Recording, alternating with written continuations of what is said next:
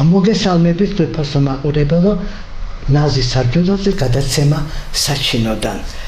დღეს ჩემთან სტუმრად მობრძანდა არაჩვეულებრივი ქალბატონი, წარმატებული პიროვნება, ნამდვილად საჩინო, ჩემი ძვირფასი მეგობარი ქალბატონი ნათელა სვანიძე და მე მას ვთხოვ მიამბოს მისი გამლილი საინტერესო ცხოვრება და თქვენი სახელით მე მას მოგზალებით დიდი სიყვარულით მივესალმები და მინდა გითხრათ რომ მოახლოვდა 2026 წელი მინდა 2025 წელი ყველამ გავაცილოთ მშვიდობიანად ყველანი ვიყოთ იმ წელიწადში ჯანმრთელები ბედნიერი და ფეხბედნიერი ყოფილიყოს 2026 წელი ჩვენი ქვეყნისათვის, ჩვენი ოჯახებისათვის,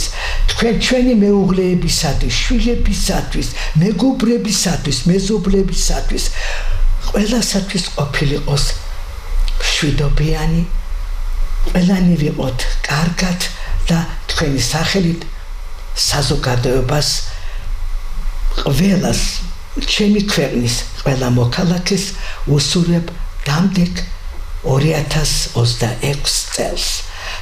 ქალბატონო ნათელა, მოგესალმები დიდი პატივისცემის სიყვარულით. ძალიან მიყვარხართ და ძალიან გაფასებ. თქვენ ისეთი გზა გაქვთ გამლილი ცხოვრებაში, ცხოვრების გზა, თქვენი საქმიანობიდან გამომდინარე, ბევრმა შეიძლება ვერ დაიკვეხნოს და უნდა მიამბოთ, ვინ ბრძანდებით და რა ცხოვრება გამლეთ დღემდე, როგორ მოდიხართ. გისმენთ ქალბატონო ნათელა. გმადლობთ მოწვევისათვის, მივესალმებით თქვენს მაყურებელს. დიდი მადლობა დღევანდელი დღისათვის, რომ თქვენ მე მომიწვიეთ ტელევიზიაში. მადლობთ. მინდა მივლოცო საქართველოს დამდეგი შობა ახალი წელი. უსურვო ყოველივე საუკეთესო საქართველოს. მინდა უსურვო მშვიდობა, გამთლიანება, ხვავი, ბარაკა, წინსვლა და 2026 წელი ყოფილიყოს ბედნიერების მომდანი, ერთმანეთის სიყვარულის წელიწადი და სულ ბედნიერება ყოფილიყოს საქართველოში და ყოფილიყოს მომავალ ჩვენ თაობას ეცხოვრობს გაბრწყინებულ ბედნიერ საქართველოში. დიდი მადლობა ქალბატონო ნათელა, მე სუერთები თქვენ სიტყვებს და დავიწყოთ ჩვენი გადაცემა. ქალბატონო ნათელა, თქვენ ძალიან დიდი გზა გაიარეთ თქვენი საქმიანობიდან გამომდინარე, ცოტა რამ თქვენი განათლების შესახებ და შემდგომ თქვენი კომკავშირში მუშაობა, აი იქიდან იწყება თქვენი სვლა, თქვენი საქმიანობა და მოდით ასე ვთქვათ, თქვენი გმირობა საბჭოთა კავშირის დროს იმდენი საქმეები გაქვთ გაკეთებული, რომ ნამდვილად გმირი ხართ. 90-იანი წლები თქვენ მოგეხსენებათ, როგორი რთული წლები იყო და აი ამ წლებში მომიხდა მუშაობა. დავამთავრე თბილისის სახელმწიფო უნივერსიტეტი ფილოლოგიის ფაკულტეტი. ასევე დავამთავრე სამართალმცოდნეობის ფაკულტეტი. წლების მანძილზე ვმუშაობდი სხვადასხვა საპასუხისმგებლო თანამდებობაზე. დღეს მე მინდა ვისაუბრო ბოლნისის რაიონზე. მოგეხსენებათ, რომ ბოლნისის რაიონში ცხოვრობდა გერმანელები. ბოლნის ჰქვიოდა ლუქსემბურგი. 1951 წელს გერმანელები გადაასახლეს ბოლნისიდან ციმბირში და საქართველოს სხვადასხვა კუთხეებიდან ჩამოასახლეს ქართველები. ბოლნისის რაიონში ცხოვრობდა რუსი, ქართველი, სომეხი, აზერბაიჯანელი, ბერძენი.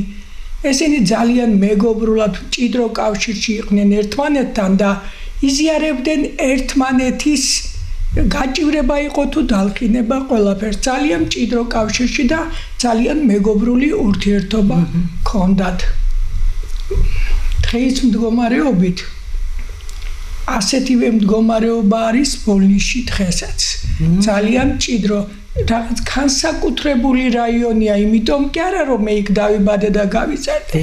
განსაკუთრებული სტუმართმოყვარეობით გამოირჩევიან, შრომით, ძალიან განათლებული ხალხი ცხოვრობს, კულტურული ხალხი და მოსიყვარულე, კაცმოყვარე ადამიანები ცხოვრობს ბოლნისის რაიონში.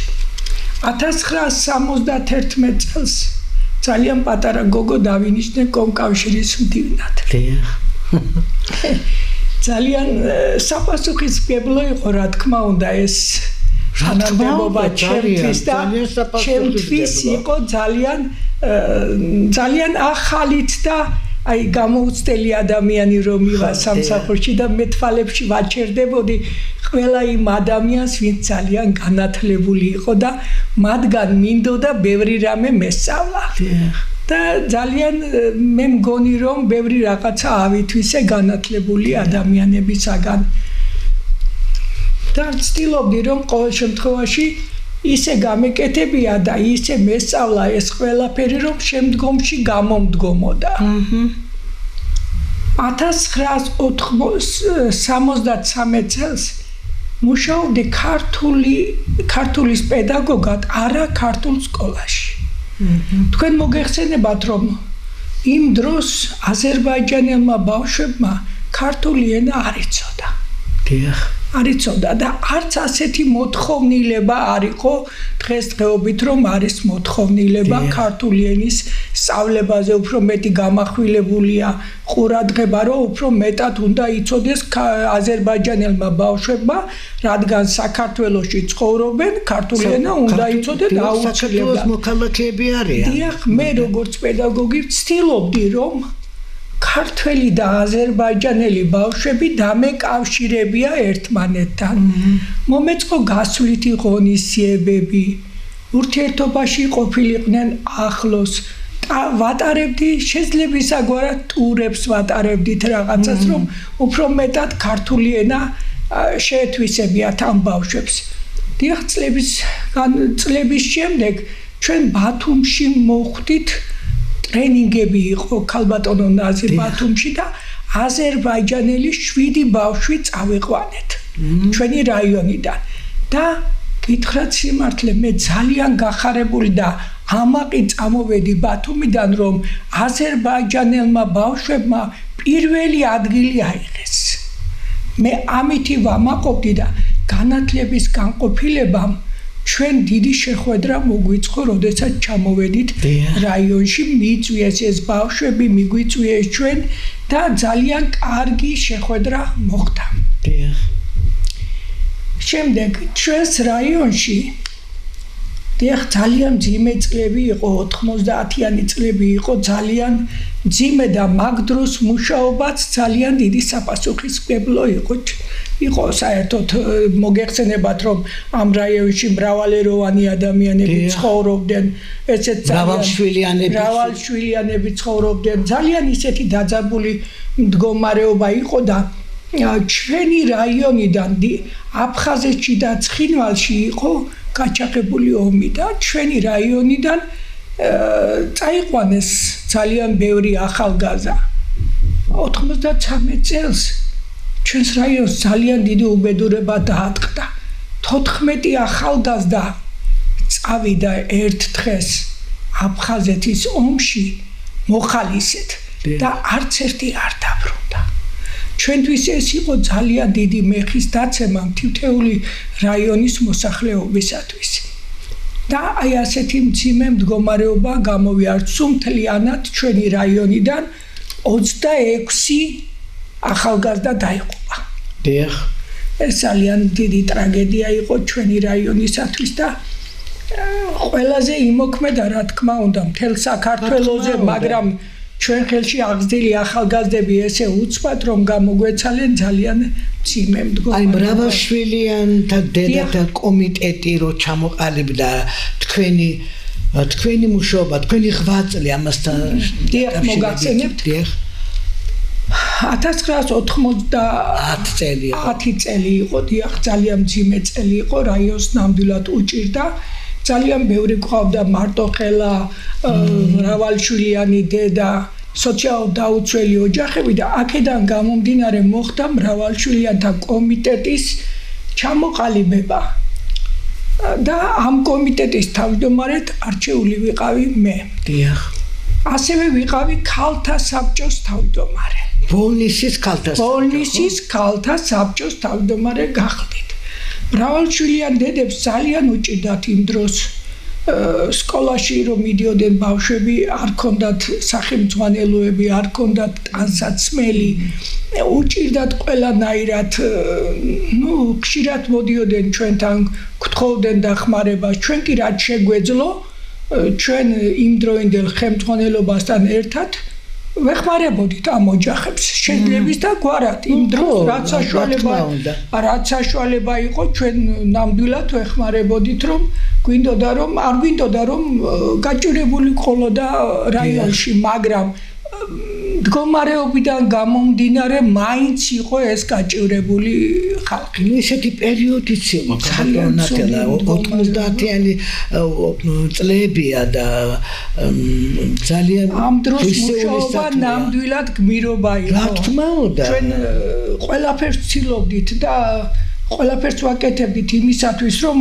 ჩვენ რაიონში არ ყოფილიყოს ძალიან გაჭირება მეტნაკლებად ვცდილობდით რომ რაღაცნაირად აი ამ მრავალშვილიან დედებისათვის და სოციალურად დაუცველ ოჯახებისთვის რაღაცა შეღავათები გაგვეწია. რა იყო იმდენად მაინტერესებს აი რით ეხმარებოდით კვების პროდუქტებით, ტანსაცმელებით შვამდგომლობას უწევდით სხვადასხვა ორგანიზაციებთან, სკოლებთან, ტანსაცმელებით, სახელმძღვანელოებით, თუ კი რაიმე შეიძლებოდა მე შევდიოდი ეს თქვენი ეცით რა მე კომიტეტი ამას ყველაფერს აგვარებდა.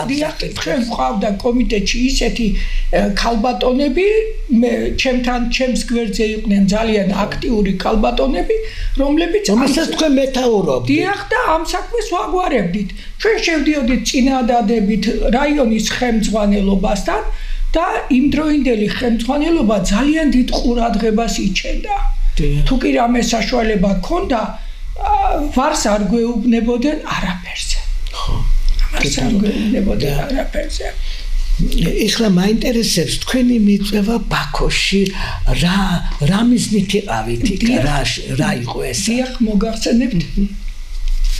ჩვენთან ჩამოსული იყო ბაქოდან ქალთა საბჭოს თავმჯდომარე. გამგეობაში მოგზავნდა ეს ქალბატონი. შემდეგ ჩაგვიტარა ქალთა ორგანიზაციას რაღაც ტრენინგები და ჩვენ მიგვიპატიჟა. დიახ. როდესაც მიგვიპატიჟა, იქ მე ნამდვილად ჩავედი იქ ბაქოში და იქ იყო მწერლები, ბაქოს მწერლები, გამოჩენილი ადამიანები, ჩატარდა კონფერენცია, ლექსების წიგნიც კი მაჩუქეს იქ აზერბაიჯანული, ეხლა დამავიწყდა წამოღება.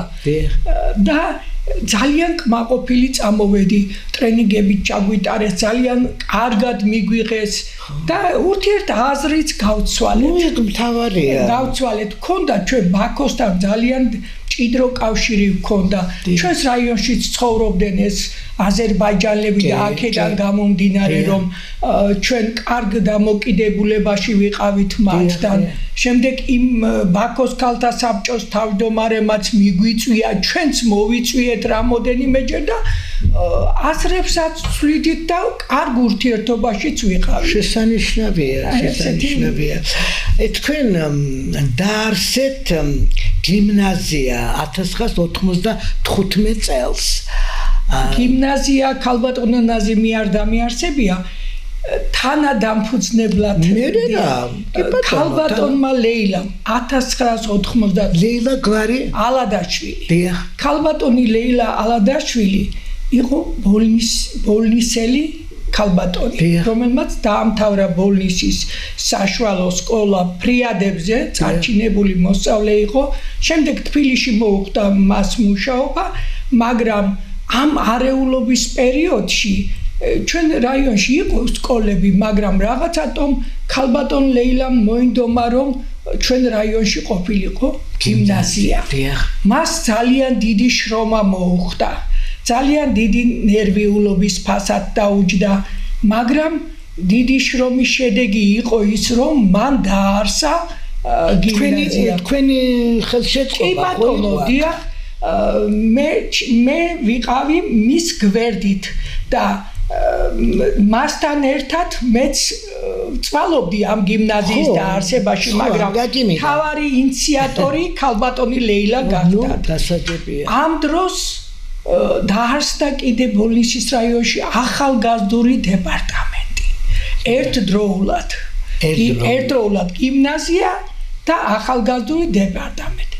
მე ამ კეთილ საქმეში ორივე ორგანიზაციას მაქსიმალურად დავეხმარე. იმიტომ რომ ეს იყო ჩვენი მომავალი თაობასთან დაკავშირებული, ახალგაზრდებს ეხებოდა და აი ეს მძიმე პერიოდი, რომ ასეთი მძიმე პერიოდი იყო, ეს იყო ძალიან დიდი თვალშისაცემით და კეთილი საქმე, რომ ეს საქმე ჩვენ ვით ეხმარებოდით, რა იყო ეს? ფინანსურად დავეხმარეთ, ისე კიდე სამინისტროში დაუშვათ რაღაცები, ხელმძღვანელობასთან შვამდგომლობა. თვითონ იყო ქალბატონი ლეილა ამისთვის მოწოდებული ქალბატონი იყო, ძალიან აქტიური, ენერგიული, მისი წარსული ცხოვრება რომ თვითონ იყო ძალიან წარმატებული მოსწავლე, იმ რაიონში აღზრდილი ადამიანი, აქედან გამომდინარე, მან მოინდომა რომ მის რაიონში ყოფილიყო გიმნაზია და დღეს მდგომარეობით ქალბატონ უნაზი მინდა გითხრათ, რომ ეს გიმნაზია არის ყველაზე საუკეთესო რაიონში. აქ დამთავრებულ მოსწავლეები ყველა პირველ წელს ეწყობა. 20 წელი გავიდა, მართალია და დღესაც პირველ წელს არის მოწყობილი ინსტიტუტში და უნივერსიტეტებში. აქ დამთავრებული, კურსდამთავრებული ბავშვებმა ჩვენი რაიონი ძალიან ბევრჯერ ასახელეს. ძალიან კარგი. მე მადლობა მინდა ქალბატონ ლეილას ამ გიმნაზიის დაარსებისათვის და მე ვიცნობ გონი მას. კი ბატონო, თქვენ იცნობ და ახალგაზრდული დეპარტამენტი ქალბატონმა სოფიკო ლარცულიანთან ერთად დავაფუძნეთ. და აი ასეთი მდგომარეობა. ჩემგან დიდი მოკითხვა გადაეცით, მე მას კარგად ვიცნობ და მე გაოცებული ვარ ეს ქალბატონი როგორ არაჩვეულებრივად მეტყველებს ერთ ეს და შემდგომ ყოველ სადღერძელოზე ლექსებით ძალიან განათლებული ქალბატონია და მქონდა მასთან დიდი ბედნიერება და ჩემგან დიდი მოკითხვა მას. დიდი მადლობა. სათნოების სახლი გაქვთ კიდევ სათქმელი, აბა როდის დაარსდა? 1995 წელს, იმ დროს, როდესაც ძალიან უჭირდა რაიონს, ძალიან ბევრი სოციალურად დაუცველი ადამიანები ყავდა, უჭირდათ კვების პროდუქტები და აქედან გამომდინარე მარჯანიშვილზე ცენტრალური სათნოების სახლი რომ არის, ბატონი ალადაშვილი იყო მაშინ ხელმძღვანელი, მე მასთან მივედი და მან დამაკვალიანა და მითხრა რომ ეს არის ძალიან კარგი საქმე და ძალიან რთული იყო ამის დაარსებაც, არ იყო ადვილი და შევეცადე რომ რაღაცნაირად დამეფუძნებია სათნოების სახლი და მართლაც რაიონის ხელმძღვანელობა, იმ დროინდელი ხელმძღვანელობა ბატონი შოთა რეხვიაშვილი გახლდათ და ბატონ შოთას დახმარებით მოხდა ამ სათნოების დაარსება. ჩვენ აქ ვეხმარებოდით სოციალურად დაუცველ ოჯახებს, მრავალშვილიან დედებს, მარტოხელა, თუ კი ვინმე რაიმე გაჭირებული იყო, აქ მოდიოდა და ულუფას მიირთმევდნენ და სახშიც კი ვატნებდით, იმიტომ რომ უჭირდათ ოჯახებს. ხო, ძალიან რთული პერიოდია. ძალიან რთული პერიოდია და ეს არ იყო და სხვათა შორის პირველი იყო რაიონი, ბოლნისის რაიონი, რომელმაც დააარსა სათნოების სახლი. ჩვენ რაიონზეა საუბარი, იმიტომ რომ არც ერთ რაიონში ეს დაარსებული და დაფუძნებული არ იყო და ეს იყო პირველი ბოლნისის რაიონი და შემდეგ ეხლა რამოდენიმე რაიონში არის სათნოების სახლი, მაგრამ პირველები ვიყავით ჩვენ. გეთანხმებით, იმიტომ რომ მე აქ ერთი თვის უკან მყავდნენ სწორედ თბილისის სათნოების სახლიდან ორი სტომარი, ქალბატონი და ძვირფასი ბატონი ჩემი მეგობარი გახლავს არაჩვეულებრივი ქალბატონი რომელიც მოვიდნენ ჩემთან და ისაუბრენ დრაზე რომ ეხლა ისინი აფუძნებენ ბათუმში არ არის არ ყოფილა ყოველ შემთხვევაში მე იქაური ვარ იქ დაბადებული გაზრდილი ვარ და მე არ მსმენია რომ სტატნების სახლი ყოფილიყოს ბათუმში და დღესდღეობით უკვე ესენი აფუძნებენ ნაირა ქეფხიშვილი ბრძანდებოდა ჩემთან ერთად და სწორედ ის ქალბატონი და იმათმა მომიყვეს მე რომ ხდება ქუთაისში დაფუძნება და თქვენ თურმე 90-იან წლებში დაგიარსებიათ და შემდგომ 31 წლის შემდეგ უკვე სხვადასხვა ქვეყნებში სხვადასხვა ქალაქებში გამომდინარე გეუბნებით ქალბატონო ნაზი რომ ეს ჩვენ პირველი რაიონი ვიყავით დიახ იმიტომ აღნიშნე ედვარდ შევარდნაძის დროს მოხდა ეს ამბავი პრეზიდენტი იყო მაშინ ბატონი ამიდა კითხოთ იცი ცოტა ისეთი კითხვა უნდა მაპატიოს მაგრამ ბევრი იყო რომელიც მოდიოდნენ 400 ადამიანზე მეც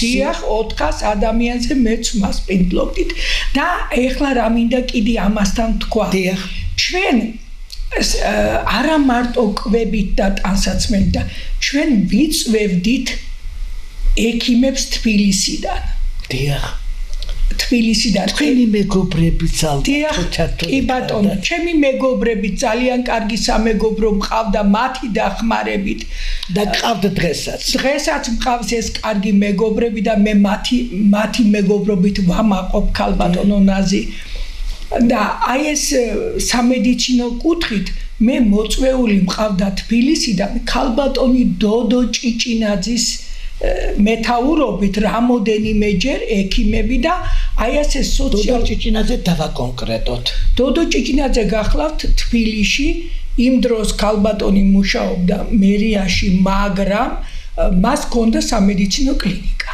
დიახ და რომელსაც მე ვიცნობ დიახ თქვენ იცნობთ და აი აქედან გამომდინარე რამოდენიმეჯერ ქალბატონი დოდო დაგვეხმარა აი ამ ბენეფიციარების გაშინჯვაში უფასოდ დიახ შემდეგ მე მქონდა ურთიერთობა საბერძნეთის საბერძნეთში მქონდა ურთიერთობა ქალბატონი ნუნუ ხუბლარიანი რომელიც დაეხმარა სათნოების სახლს ყველანაირად ტანსაცმელებით ფინანსურად და რაც კი შეეძლო ამ ქალბატონს აი აქედან გამომდინარე მინდა ვთქვა რომ მე როგორც ბაქოში მქონდა ურთიერთობა ასევე საზღვარგარეთ მქონდა ურთიერთობა აქედან გამომდინარე მე მყავდა კარგი მეგობრები და ამ მეგობრების ხელშეწყობით ვაკეთებდი ამდენ საქმეს ჩემგან დიდი მოკითხვა იმ ქალბატონს რომელიც ცხოვრობს საბერძნეთში და ქალბატონ დოდოს მე ვიცნობ და რომ შევხვდები აუცილებლად დიდ მადლობას გადავსცემ იმიტომ რომ იმ პერიოდში მოდით ასე ვთქვა სიღარიბეც იყო ძალიან სიღარიბე ადამიანებს არ ქონდათ ფული რომ მისულიყვენ მე ექიმთან თქვენ წარმოიდგინეთ მე ერთი ორი ოჯახი ვიცი რომელთაც კბილის ტყიოდათ გაუსაძლისი ჩემს კორპუსში ხდებოდა ესა და გოგონა ვერ მიიყვანეს კბილის ექიმთან და მე დავეხმარე მას და ის კბილის გადაურჩინეთ და ის საოცარი ტკივილია და ეხლა წარმოიდგინეთ რომ იმ პერიოდში რამდენ ქალბატონს უკვე ხანში შესულს რამდენს სჭირდებოდა სამედიცინო გამოკვლევები გასინჯვა და თქვენ ამაში დაეხმარეთ და მადლობა ქალბატონ დოდო ჭიჭინაძეს მე არ მინდა რომ არავის არ შეეშალოს მსახიობ დოდო ჭიჭინაძეზე იმიტომ დავაკონკრეტე რომ ეს ქალბატონი თქვენი მეგობარია მეც ვიცნობ მას და მწყინვალე ქალბატონი და ესეთი კეთილშობილური საქმე დაუკეთებია უდიდესი მადლობა და პატივისცემა მას და აფერում თქვენ ქალობას და აფერում მის ქალობას თუ კი რამე კიდო გაქვთ ამასთან დაკავშირებით შეგიძლიათ დაამატოთ. იცით ქალბატონო ეს არ იყო ადვილი საქმეს, არც სათნოების სახლის გახსნა, არც მისი თავის გართმევა. მე ძალიან ვცდილობდი. ეს სათქმელად ადვილია. სათქმელად, მაგრამ მე ჩემ ოჯახსაც ვაკლებდი ყველაფერს და აქ იყო ჩემი სული და გული ჩადებული, რომ იმ დროს მე მინდოდა რომ აი ჩემს რაიონს, ჩემს ხალხს დავხმარებოდი. ძალიან გულით მინდოდა და ამას როგორმე ვახერხებდი, აი თქვენ ღვაწლმოსილ პედაგოგებსაც როგორ დაეხმარეთ? დიახ, იყო ესეთი მდგომარეობა, რომ ჩემთან ღვაწლმოსილი პედაგოგები ჩვენ სკოლაში ძალიან კარგი პედაგოგები მყავდნენ მე ქართულ სკოლაში, სადაც ვსწავლობდი და შემდეგ აი ეს მძიმე პერიოდი რო იყო, თუ გახსოვთ, აი კუპონები იყო, ხელფასები არ იყო, გაჭირება იყო და ისინი რომ მოვიდნოდნენ ჩემთან, მე დიდი სიხარულით ხვდებოდი მათ და თუ კი რამე შემეძლო ამ პედაგოგებისთვის ყველაფერს ვაკეთებდი, ყველაფერს, იმიტომ რომ თუნდაც ის ჩემი პედაგოგი არ ყოფილიყო, ჩემი სკოლის პედაგოგი იყო და მე მათ ფეხსი ადგომით დიდი სიყვარულით ხვდებოდი და მათგანაც დიდ სიყვარულს გრძნობდა. ეს მთელ ბოლნისის რაიონში კეთდებოდა. დიახ, ეს იკეთდებოდა მთელი ბოლნისის რაიონის მასშტაბით. ეს არ იფარგლებოდა მარტო შიგ მაცხოვრებლები. აი ჩვენ რაიონში, მე იმიტომ ვთქვი, რომ ჩვენ რაიონში მრავალეროვანი ხალხი და ჩემთვის მნიშვნელობა არ ქონდა საიდან მოდიოდა, ვინ მოდიოდა. სათნოების სახლში სოფლებიდან აზერბაიჯანელები მოდიოდნენ, სოფლებიდან მოდიოდნენ, იმდენად უჭირდათ მათ, რომ სოფლებიდან მოდიოდნენ და მე მათ ჩემს სითბოს ვატნევდი ყოველთვის და ვეფერებოდი და თუ კი რამე შემეძლო, ყველაფერს ვაკეთებდი მათთვის. ყველაფერს ვაკეთებდი. ამას მე თქვენ გულახდილად გეუბნებით ქალბატონო ნაზი, იმიტომ რომ მე ძალიან დიდი შრომა ჩავდი ამ საქმეში. ეს არ იყო ადვილი საქმე. რა თქმა უნდა, აი თქვენ კოჯრის ბავშვთა სახლის არ დაივიწყეთ და აი ეს რო ჩავძანდით იქ, როგორი იყო შეხვედრა ბავშვებთან? ეხლა მე მოგახსენებთ, მე ქვემო ქართლის გუბერნატორმა, რადგან ბოლნისის ქალთა საბჭოს თავმჯდომარე ვიყავი, იქედან დამირეკეს, რომ სასწრაფოდ უნდა ჩავსულიყავი რუსთავში. და მე მაშინვე წავედი და იქ დამხვდა ბატონი ედვარდის მეუღლე, ქალბატონი ნანული, დამხვდა ჟვანიას მეუღლე, ლორდ კიფანიძის მეუღლე და ამათმა ჩვენ ყველა ერთად წავედით კოჯრის ბავშვთა სახლში საახალწლო ნობათით მოსანახულებლად. იქ ჩატარდა კონცერტი, იქ დიდი, რა ვიცი, ლექსები, სიმღერები და აი ეს სიამოვნება ვაჩუქებია, ეს კოჯრის ბავშვთა სახლი წარდგა ჩვენს წინაშე. და ჩვენ კიდე რაც შეგვეძლო საახალწლო ნობათი ჩაუტარეთ და გავახარეთ ერთი დღით გავახარეთ კოჯრის ბავშვთა სახლი. ახლა წარმომიგენია როგორ გაწონებდნენ ისინი თქვენ თავს. ძალიან ისეთი სასიამოვნო საახალწლო ზეიმი ჩაატარეს, რომ მეტი არ შეიძლებოდა. ძალიან კარგი. მე ესეც ვიცი, მაცნობეს ხოთაშორის თქვენმა მითხრა ის, რომ თქვენ ძალიან ბევრ ახალგაზრდას დაეხმარეთ ინსტიტუტში მოწყობას, რეკომენდაცია გაუწიეთ, დაახმარება, აი როგორი იყო ესა? ქალბატონო ნაზი, აი მე თავშიც აღნიშნე, რომ ძალიან სოციალურად დაუცველ ოჯახებს ძალიან უჭირდათ და იმ დროს ეხლა ინსტიტუტში მოწყობაც ასე ადვილი არ იყო, მოგეხსენებათ და როდესაც აი მოსწავლე ნიჭიერი იყო, მოწყურებული იყო სწავლას და მათ უნდათ რაღაც შვამდგომლობა რაღაცა და აუცილებლად თუ კი მე ის კურსში მომწვდებოდა, აუცილებლად დავეხმარებოდი შვამდგომლობასაც გავუწევდი. მრავალშვილიან დედებს აი ფასიანი ინსტიტუტები რო იყო, იქ გადარიცხვები გავაკეთე რამოდენიმეჯერ, რამოდენიმე ოჯახზე. იმიტომ რომ ახალგაზრდობა უნდა ყოფილიყო ჩვენს შემდეგ სულხან საბას აქ ნათქვამი რომ ღმერთმა ქნას ჩემ შემდეგ უკეთესი მომავალიო და მეც ასე ვფიქრობ რომ მე რომ აღარ ვიქნები ჩემ შემდეგ უკეთესი საქართველო დამეტოვებიოს და აქედან გამომდინარე ვაკეთებდი ამას ყველაფერს დიახ აი თქვენი ღვაწლი ქალთა კოლონიაში შესვლისა ძალიან დამაინტერესა იმიტომ რომ მეც გახსნით ქალთა კოლონიაში პატრიარქს აქვს ერთი პროექტი ну მას აქვს სამი პროექტი თქვენი ცით ეს არის ნათლულები საყოველთაო ჯვისწერა და მე გახლავართ პირველი ჯვარდაწერილი მხდა ეს დიდი ბედნიერება და თანადგომა პატიმრებს და მე იქ რაც ვნახე და ეს იყო პანდემიამდე თქვენ უფრო ადრე იყავით მაგრამ მე როდესაც ვიყავი მე ასეთი მოწესრიგებული კოლონია მე არ მინახია ну რა თქმა უნდა შესანიშნავი მე მინდოდა შემეწერა წიგნები ჩემი ბიბლიოთეკიდან და რო უთხარი რომ მინდა რას ამბობ შემიყვანეს ბიბლიოთეკაში და ვნახე რაღაც საოცარი ხო და იმ ქალბატონებს დღეს ასწავლიან ქსოვას, ძერწვას, გობელენს, ხატმწერას, ხატმჭედვას, საოცრება რაღაც და როგორი დავარცხნილები, მოწესრიგებულები და თქვენ დროს როგორი იყო? იცით, ეს მაინტერესებს.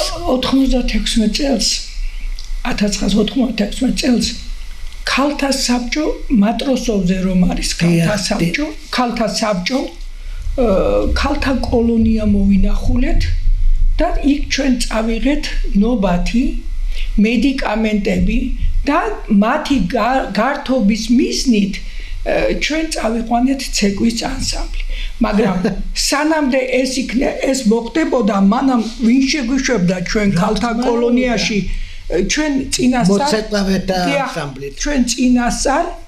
სამინისტროს შინაგან საქმეთა სამინისტროს შეუთანხმდით ჩვენ ავიღეთ ნებართვა კოლონიის ხელმძღვანელობას დაველაპარაკეთ და მერე მოხდა ამ ანსამბლისა და იქ პატიმრების მონახულება ჩვენ როდესაც მივედით კოლონიაში ძალიან მოწესრიგებული დაგვხვდა ეს პატიმარი ქალბატონები და ამ ცეკვის ანსამბლმა გააოცა თვითონ მაგრამ მე სამინისტროდან შინაგან საქმეთა სამინისტროდან 5 გენერალი ესწრებოდა ამ ჩვენთან ერთად ბატონი გივი ყვარელაშვილის წინამძღოლობით შემოვიდნენ ესენი და ამ ამბავს რომ დაესწრენ და უყურებდნენ გაოცებულები იყვნენ რომ ესე ანსამბლიც კი ჩავიყვანეთ იქა და შემდეგ ჩვენი შვამდგომლობით მოხდა 2 პატიმარი ქალბატონის განთავისუფლება. შინაგან საქმეთა სამინისტრო მადლობა გამოგვიცხადა ტელევიზიით. და შემდეგ მადლობის წერილი გაუგზავნა ჩვენი რაიონის ხელმძღვანელობას გაწეული ქველმოქმედებისათვის. და ეს არ იყო მარტივი საქმე, მაგრამ ეს ჩვენ რაიონის ქალთა საბჭომ, ბოლნისის ქალთა საბჭომ შევძელით, მაგრამ ჩვენ შეუთანხმდით ამ დროს თბილისის ქალთა საბჭო. ჩვენ გვახლდა იქა ქალბატონი ზინაიდა კვაჭაძე და ქალბატონი ნინო ჯავახიშვილი. ეს იყო სარვა მარტო მისვლა და ჩვენი ყვავილებით შევედით, რაღაც სიყვარულით შევედით და ძალიან კმაყოფილები დარჩენ პატიმრები. მინდა რომ გეკითხოთ ახლა ეს პატიმრები რა სასჯელი ქონდათ ასეთი რომ თქვენ შეძელით იცით რა ისეთი ძალიან მძიმე სასჯელი ვისაც ქონდა იმას ჩვენ ვერაფერს ვერ მოუხერხებდით მაგრამ რაღაცა ვაჭრობის რაღაცა დანაკლისებით მოგეხსენებათ არ იყო ფინანსური და რაღაცა ფინანსური დარღვევები იყო და აქედან გამომდინარე გაითვალისწინა შინაგან საქმეთა სამინისტრომ ეს ჩვენი თხოვნა და აი ორი პატიმარი ქალბატონი გაანთავისუფლა და ჩვენ ძალიან დიდი მადლობელი დავრჩით რომ ქალბატონ ზინაიდაც და ქალბატონი ნინო ჯავახიშვილიც კმაყოფილი დარჩა ჩვენი გაწეული ქველმოქმედებით. ძალიან კარგი. ეხლა მაინტერესებს აი არასრულწლოვანებთან თქვენი მუშაობა. დიახ, მე წლების მანძილზე მე თანამშრომლობდი არასრულწლოვან ბავშვებთან. მოგეხსენებათ რომ როდესაც ბავშვებს ჰქონდათ გარდატეხის პერიოდი და ის მძიმე სოციალური მდგომარეობა იყო ჩვენს რაიონში, ბავშვებს შეეძლოთ თავისუფლად რაიმე დანაშაული ჩაედინათ. აქედან გამომდინარე მე ვცდილობდი რომ მათთან მემუშავა არასრულწლოვან ბავშვებთან და ძალიან ბევრი საუბარი მჭირდებოდა მათთან ბევრი საქმეები, ბევრი მაგალითები, ბევრი რაღაცები და აქედან გამომდინარე რამოდენიმე ბავშვი ავაცდინე ცუდ გზას. ეს არის უმძიმესი პერიოდი. დიახ, 90-იანი წლები საშინელი მდგომარეობა იყო, გაუსაზლისი მდგომარეობა იყო და ეს ბავშვებზე ძალიან ცუდად მოქმედებდა განსაკუთრებით ბიჭებზე, რომელსაც გარდატეხის პერიოდი ჰქონდა და ძალიან იყვნენ ძნელად აღსაზრდელი ბავშვები. დიახ. მე ვიცი ეს, იმიტომ რომ ჩემს ძმას აზგადასრულ ფსიქოლოგ ცნობილს ჰქონდა ეს პროექტი და არასრულწლოვანებთან ისიც მუშაობდა მაგ პერიოდში, სწორედ ძალიან გასაჭირი იყო და ადვილად ხდებოდა მათი ჩათრევა, მოდი თქვათ, ამ კუთხით და თქვენ დიდი მადლობა რომ აი ამ ბავშვებს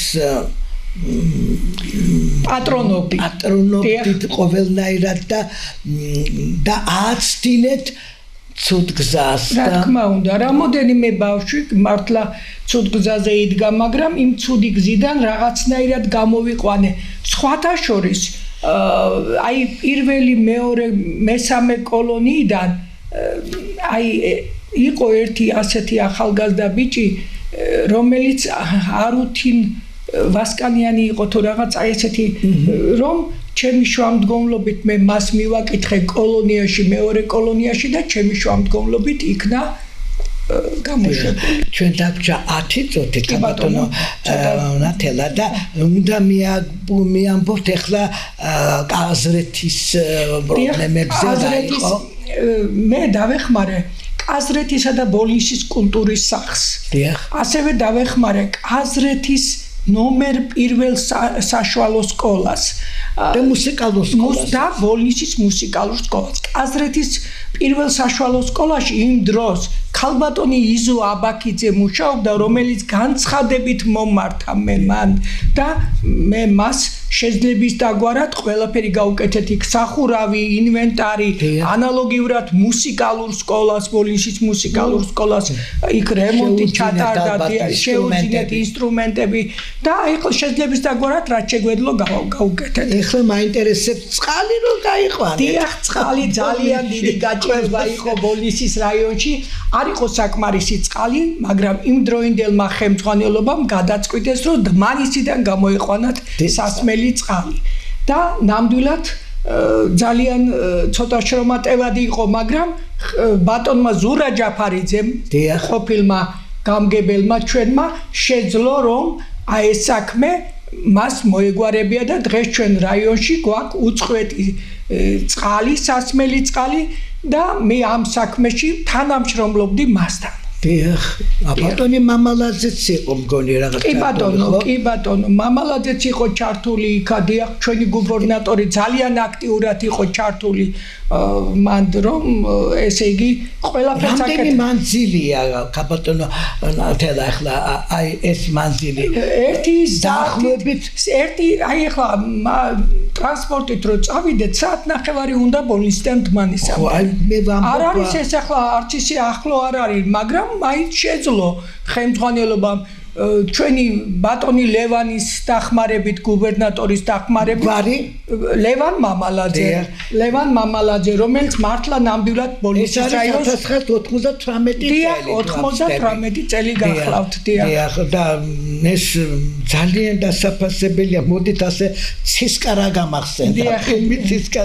გამახსენდა თქვენ ხართ 8 ორგანიზაციის დამფუძნებელი ვარ ნამდვილად ვცდილობდი რომ ეს ორგანიზაციები დამეფუძნებია და ეხლა იმდენი მრავალშვილიანთა კომიტეტი ქალთა საბჭო სათნოების სახლი ჩრდილოვან ეკონომიკასთან კორუფციასთან ბრძოლისა და ადამიანის უფლებების დაცვის კავშირი ქართული ენის კაბინეტი ინკლუზიური სკოლა ჭადრაკის სკოლა დიახ ეხლა ეს ჭადრაკის სკოლაზე მოგახსენებთ აი ჩემი მოსწავლე ახალგაზრდობის სახლის დირექტორობის დროს როდესაც მე გახდით 2000 წელს დავინიშნე მოსწავლე ახალგაზრდობის სახლის დირექტორად მაშინ ჩემთან შემოკედლებული მყავდა ინკლუზიური ბავშვები და ჭადრაკის სკოლა. შემდეგ მოხდა ის, რომ ჩემი შუამდგომლობით მოხდა ამათი განცალკავება და ამათ თავთავით ანტიორგანიზაცია აქ დღეს მდგომარეობით. ძალიან კარგი. ვის გინდათ მადლობა რომ გადაუხადოთ? არა, შემდეგ მე მინდა რომ ქალბატონო ნაზი არ გამომჩეს ვიყავი ჩრდილოვან ეკონომიკასთან კორუფციასთან ბრძოლის ადამიანის უფლებათა დაცვის კავშირის თავმჯდომარე სადაც მე ვამოწმებდით ჩემი ორგანიზაციის სახელით ვამოწმებდით სადახლოსა და წითელ ხიდზე მონიტორინგს ვაწარმოებდით ვიყავი 2 მოწვევის დეპუტატი სადაც ხელმძღვანელობდი ჯანდაცვისა და სოციალურ საკითხთა კომიტეტს რომელიც წლებია ეს 98 და 2016 წელი 2 მოწვევის დეპუტატი სადაც ვიყავი ჯანდაცვის და სოციალურ საკითხთა კომისიას ხელმძღვანელობდი და საკრებულოში პოლიციის საკრებულოში და ვიყავი ფრაქციის თავმჯდომარის მოადგილე ასევე თანამშრომლობდი არასამთავრობო ორგანიზაციებთან მაქვს მრავალი ტრენინგი გავლილი და ვცდილობდი ყოველთვის რომ ყოველთვის ყოფილიყავი აქტიური და ვიყავი კიდეც მე ძალიან დიდი მადლობა მინდა გადაუხადო ქვემო ქართლის გუბერნატორს ბატონ ლევან მამალაძეს ყოფილ გამგებლებს ბატონ შოთა რეხვიაშვილს ბატონ გოჩა ცოფურაშვილს ბატონ ზურა ჯაფარიძეს ბატონ გურამ ჯაფარიძეს არა გირჩევთ ჩვენი რაიონის გამგებელს გურამ ავქოფაშვილს რაიონის აღორძინებისათვის მე მიამაყება რომ გავიარე ასეთი გზა ნამდვილად მძიმე მაგრამ საამაყო გზა გავიარე დიდი მადლობა მინდა ასევე გადაუხადო ჩვენს დიდი მადლობა მინდა და შობა ახალი წელი მინდა მიულოცო დღევანდელ ჩვენს მთავრობას უსურვო ყველაფერი საუკეთესო რომ ყოფილიყოს მშვიდობა და ბედნიერება ასევე მე ვამაყობ რომ ჩვენ რაიონში აღზრდილი ბატონი მიხეილ ყაბელაშვილი არის საქართველოს პრეზიდენტი ის ნამდვილად არის უღალატო ადამიანი პატიოსანი და წესიერი ის არასოდეს არ უღალატებს საქართველოს ასევე მიამაყება რომ კოკაკოლის პრეზიდენტი ბატონი თემურ ჭყონია არის ბოლნისელი და ჩემი თანასკოლელი მადლობა მინდა ამ ჩვენს ღვაწ მოსილს ყველა ადამიანს გადაუხადო მადლობა ვინაც ბოლნისის აღორძინებაში მიიღო მონაწილეობა გმადლობთ ქალბატონო ნაზი მოწვევისათვის მოსმენისათვის და თქვენს განსაკუთრებით გილოცავთ რომ ბედნიერ შობა ახალ წელს დაგასწროთ უფალმა მრავალი წელი სიკეთით სიხარულით და ჯანმრთელობით ყოფილიყავით თქვენ ოჯახთან ერთად მე გიხდით მადლობას რომ ოქროს წუთები გაიმედეთ ქალბატონო ნათელა მობრძანდით და გულახდილად ალალად მესაუბრეთ და მე მადლობას გიხდით კიდევ იმისათვის რომ თქვენი ღვაწლი აი იმ პერიოდში 90-იან წლებში ძალიან დიდია და მე ვამაყობ რომ ესეთი ქალბატონი მყავხართ მეგობრად და აფერում თქვენ თალობას მინდა გითხრათ და მინდა გისურვოთ დამდეგი 2026 წელი ფეხბედნიერი ყოფილიყოს მთლიანად საქართველოში ყველა ოჯახში და ჩვენი მეგობრობა გრძელდება და გაგრძელდეს დემონდა. დიდი მადლობა. და ერთი პატარა მინდა ეხლა უახლოეს მომავალში გამოვა წიგნი, აქ ძალიან მინიმალურად ვისაუბრე, უფრო ვრცლად იქნება ასახული ამ წიგნში ყველაფერი ჩვენი ღვაწლი ნამდვილად და ჩემი რაიონის თანამემამულეების ღვაწლი იქნება, რომელიც ამ წიგნით ჩვენი რაიონი იამაყებს და ჩვენ მე საქართველოს იმაში საუკუნის სამკაულებშიც ვარ იმ წიგნში ასახული და ჩვენ გიმნაზიელები და ეხლა მე პირადად მინდა რომ გამოუშვათ ეს ამდენი რაღაცა რაც გაკეთდა 90-იან წლებიდან ბოლნისის რაიონში და ყველაფერი იყოს ასახული. იქნება კიდევაც. გმადლობთ ყურადღებისას. ნახვამდის ქალბატონო ნათელა, ჩემს ძვირფას მაყურებელს დავემშვიდობები და კვლავ დამდეგ 2026 წელს მოგილოცავთ ჩემო ძვირფასო თანამემამულენო. ნახვამდის მომავალ შეხვედრამდე.